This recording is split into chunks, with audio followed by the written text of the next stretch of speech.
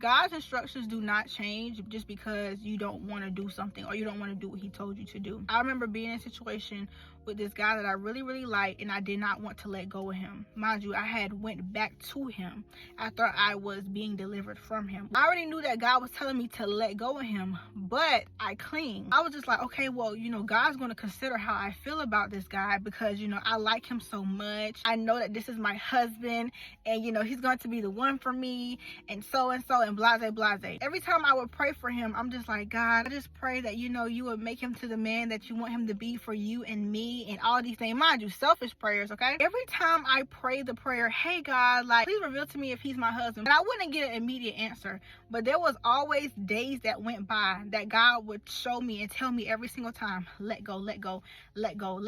It was either a woman on my Facebook preaching a message about exiting a season that you're no longer in. It was always through social media posts. It would be through television, like something I'm watching on TV. Anyway, okay?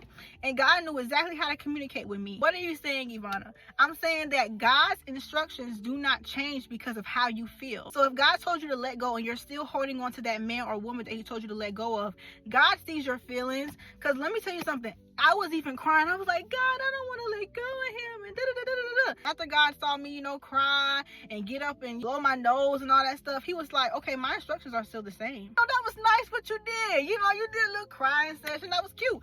But my instructions are still the same. I thought I was so in love with this man. But let me tell you something. When you have a desire and it is not controlled, it causes you to settle and compromise.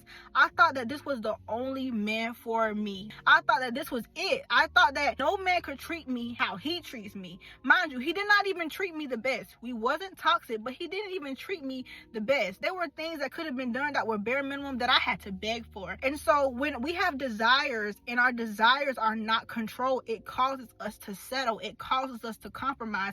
It causes us to stay in situations where God been told us to leave. I don't like when people be like, oh God, please don't send me another toxic man. God did not send you that toxic man because you have unhealed trauma, because you have things that you did not heal from. That's what's making you attract the certain men that you attract. And you think that toxicity is cute. You think that situationships are cute. You think that begging for love is cute. More of the story, y'all, I just want you guys to know God's instructions in his word does not change because you're crying, because you're sad, because you're hurt, you have to let something go, because you don't want to obey this instruction.